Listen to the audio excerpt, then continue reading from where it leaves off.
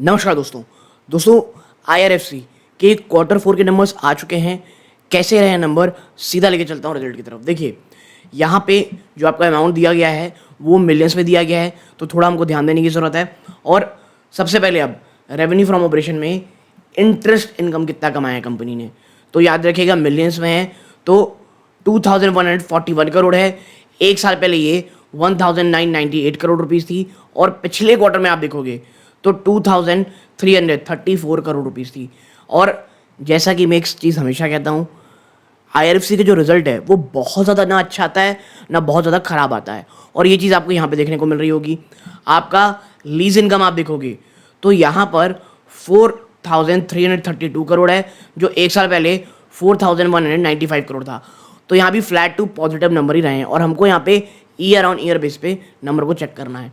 अब total revenue from operation आप देखना चाहोगे 6473 करोड़, जो एक साल पहले 6193 करोड़ थे, यानी कि फ्लैट टू पॉजिटिव नंबर आए हैं दोस्तों। ना कोई गिरावट है ना कोई बहुत ज़्यादा बढ़ोतरी है। अब डिविडेंड इनकम 40 लाख रुपए की है, ये ऑलमोस्ट सेम थी। अदर इनकम 4.4 करोड़ की है, जो एक साल पहले 36.2 करोड़ थी। तो जो अदर इनकम है वहाँ पे एक बहुत बड़ी गिरावट आई है दोस्तों, ठीक है। अब टोटल इनकम अगर आप देखोगे तो टोटल इनकम निकल के आएगी यहाँ पे 6477.9, ऑलमोस्ट 6478 करोड़ रुपीज़ है, आप कह सकते हैं। एक साल पहले कितनी थी 6230 करोड़ रुपीज़, 6230 करोड़ से बढ़ करके ये इतना हो गया है, ठीक है। तो नंबर्स कैसे आए भैया, क्वार्टर ऑन क्वार्टर तो आपको गिरावट है, ठीक है। ईयर ऑन ईयर आपकी ऑलमोस्ट फ्लैटिश से नंबर है, ठीक है। तो यहाँ पर कंपनी ने नंबर पेश किए हैं वो इसी प्रकार के किए हैं जैसे वो हमेशा करती है। अब एक्सपेंसेस यानी उस पर सबसे बड़ा खर्चा क्या होता है। अब भैया ये कर्जा देती है तो मार्केट से कर्जे उठाती है, तो सबसे बड़ा खर्चा इसका फाइनेंस कॉस्ट होता है 4724 करोड़। और ये एक बहुत बड़ा आश्चर्य लग रहा है मुझे, एक साल पहले ये 4894 करोड़ था, यहाँ पे आपका खर्चा घटा है, विच इज़ इम्प्रेसिव। अब इम्पेयरमेंट ऑफ फाइनेंशियल इंस्ट्रूमेंट्स ये 50 लाख है, नेग्लिजिबल है। एम्प्लॉय बेनिफिट एक्सपेंस भाई 2.5 करोड़ रुपए सिर्फ, जो एक साल पहले 4.2 करोड़ था, यहाँ पर भी काफ़ी पैसे बच गए हैं आपके। Depreciation amortisation and impairment 1.7 crore, एक साल पहले कितना था 3.3 करोड़। आपका अदर एक्सपेंस आप देखोगे तो उसमें जो CSR है उसमें आपने 28 करोड़ रुपए खर्चा किए हैं, जो एक साल पहले आपने 41 करोड़ थे, और पिछले क्वार्टर में 28 करोड़, ऑलमोस्ट सेम ही है ये। अदर में 3 करोड़ है, और आप इन तमाम खर्चों को जोड़ लोगे तो टोटल एक्सपेंस जो निकल के आएगा वो है 4760 करोड़ रुपीज़, 4760 करोड़ रुपया है। एक साल पहले 4945 करोड़ रुपीज़ था, यानी आपकी गिरावट हुई है, और क्वार्टर ऑन क्वार्टर भी गिरावट हुई है खर्चों में काफ़ी अच्छी, जिसके कारण जब आप एक्सेप्शनल आइटम हटा करके आप जब यहाँ पर प्रॉफिट बिफोर टैक्स देखते हो ना, PBT, आपको 1717 करोड़ रुपीज़ का प्रॉफिट हुआ है। कितना 1717 करोड़ रुपीज़ का, जो एक साल पहले मात्र 1285 करोड़ था। मतलब खर्चों ने बहुत पॉजिटिव सरप्राइज किया है, और एक बड़ा जंप आपको यहाँ देखने को मिल रहा है। और क्वार्टर ऑन क्वार्टर भी आप देखोगे तो आपको जंप देखने को मिल रहा है। और देखिए अगर किसी को बहुत बड़ा जंप नहीं लगता ना, तो आईआरएफसी का भी, मैं जैसा हमेशा कहता हूँ, एक बहुत पॉजिटिव ज़्यादा सरप्राइज ना बहुत नेगेटिव सरप्राइज देता है। तो मुझे पर्सनली नंबर अच्छे लग रहे हैं। स्टॉक के बारे में ज़्यादा चर्चा मैं इसलिए नहीं करूँगा कि भैया स्टॉक ऑलरेडी बहुत ज़्यादा चला हुआ स्टॉक है, तो बाजार किसका क्या रिएक्शन दे तो नहीं पता, लेकिन हाँ आईआरएफसी के जो ये नंबर्स हैं ये मोर ऑलवेज मुझे अच्छे लग रहे हैं। अब ये तो हो गया दोस्तों PBT का। अब थोड़ा नीचे चल के देखते हैं अन्य चीज़ों में इनके रिजल्ट पे। तो देखिए अब जब हम नीचे चलते हैं, और total comprehensive income for the period लगभग वही जो हमने ऊपर चर्चा की है, 1729 करोड़, एक साल पहले 1284 करोड़ था। आपका EPS जो 1 रुपये 2 पैसा था वो 1.25 रुपये से ऊपर जा चुका है, और 1 रुपये 32 पैसे में आ गया है। और ये एक बहुत बहुत ज़्यादा पॉजिटिव चीज़ दोस्तों, बाजार इसे ज़रूर पॉजिटिवली लेगा। अब इसके साथ साथ क्या कंपनी ने डिविडेंड दिया है, क्या आपको पता भी आईआरएफसी तो डिविडेंड देती है, तो हम देखते हैं, थोड़ा नीचे चलते हैं। तो जी हाँ भाई, फाइनल डिविडेंड भी बोर्ड ऑफ डायरेक्टर्स ने दे दिया भाई साहब, कितने 70 पैसे की, कितने 70 पैसे का आपको डिविडेंड मिला हुआ है। आप यहाँ पे लिखा हुआ है this is an addition to the interim dividend of 80 paisa. इससे पहले कंपनी ने 80 पैसा दिया था, ठीक है। तो लगभग 1.5 रुपए का ओवरऑल डिविडेंड आईआरएफसी ने आपको इस साल दिया हुआ है पर equity declared. Now there total dividend of financial is 1 रुपये 50 पैसे।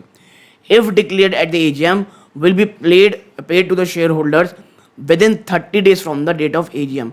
अब भाई साहब एजीएम जो होगा ना उसके बाद आप देखोगे जो कंपनी एजीएम देगी उसके 30 दिन अंदर आपको इसका पेमेंट मिल जाएगा।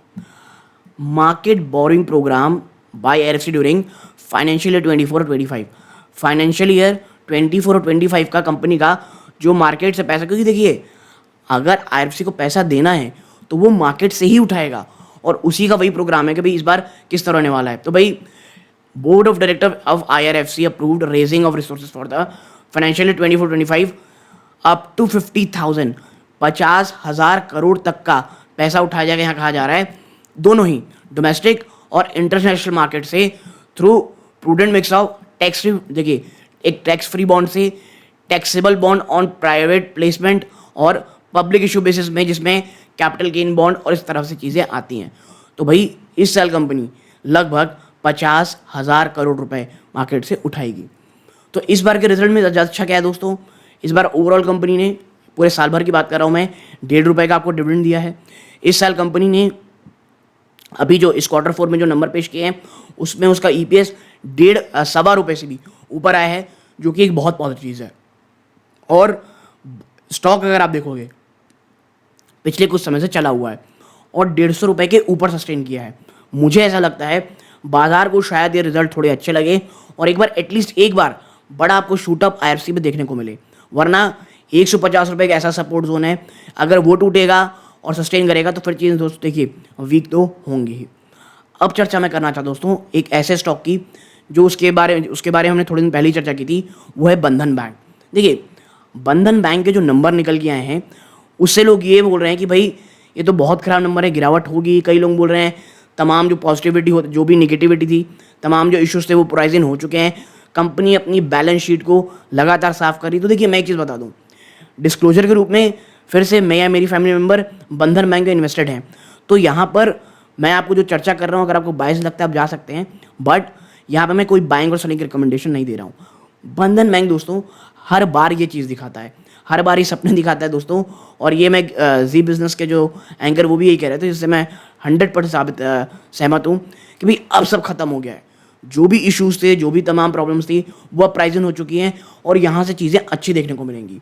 और बंधन बैंक हर 1-2 क्वार्टर के बाद इस प्रकार के प्रॉब्लम दिखा देता है और उसकी स्टॉक प्राइस देखने को मिल रहा है। एक समय ये स्टॉक कितना शानदार रैली करता था, आज 180 के आसपास अपने आप को पहुंचा चुका है दोस्तों। मेरा बस ये कहना है अगर बंधन बैंक में आप इस लेवल में न्यू इन्वेस्टर हैं या आप कह सकते हैं नई इन्वेस्टमेंट कर रहे हैं, प्लीज़ एक चीज़ को बस ध्यान में रखिएगा कि बहुत ज़्यादा एंथुसियास्टिक नहीं होना है। रिस्क रिवॉर्ड में अभी मैं मानता हूँ ये अभी भी एक रिस्की स्टॉक है और अगर किसी दिन अगर आप देखिए बाजार में अगर बड़ी गिरावट होगी तो बंधन बैंक जैसे स्टॉक बहुत तेज़ी से गिरेंगे। ये चीज़ अपने माइंडसेट में रखिएगा और एक बार को मुझे ऐसा लगता है 160 के आसपास ही आपको जाते हुए दिखाई दे सकते हैं। हाँ, जिस दिन बंधन बैंक बिटवीन 200-210 और अगर मैं थोड़ा सा आगे बढ़ूँ तो 230-250 के बीच का जो ये लेवल है ना, ये 20 रुपये, इसको जिस दिन तोड़ करके ऊपर सस्टेन कर जाएगा तब वो टेक्निकली काफ़ी अच्छा रहेगा और वहाँ से नीचे आने के चांसेस कम रहेंगे। क्योंकि अगर आप पिछले कुछ दिनों से बंधन बैंक को देखोगे वो ये 240-250 के आसपास ही हर्डल बनाता है और अगर थोड़ा बहुत चला भी गया तो वापस से वहाँ से आपको बड़ी गिरावट देखने को मिल जाती है। इसीलिए 250 के ऊपर जाके उसे अगर काफ़ी बड़े वॉल्यूम्स के साथ सस्टेन करना पड़ेगा। और देखिए अगर नेक्स्ट क्वार्टर का नंबर जो आता है वो एक काफ़ी अगर पॉजिटिव सरप्राइज आता है तो मुझे ऐसा लगता है बंधन बैंक उसके बाद से एक आपको भले ही शॉर्ट या मीडियम टर्म की रैली हो, एक अच्छी रैली करता हुआ दिखाई दे सकता है।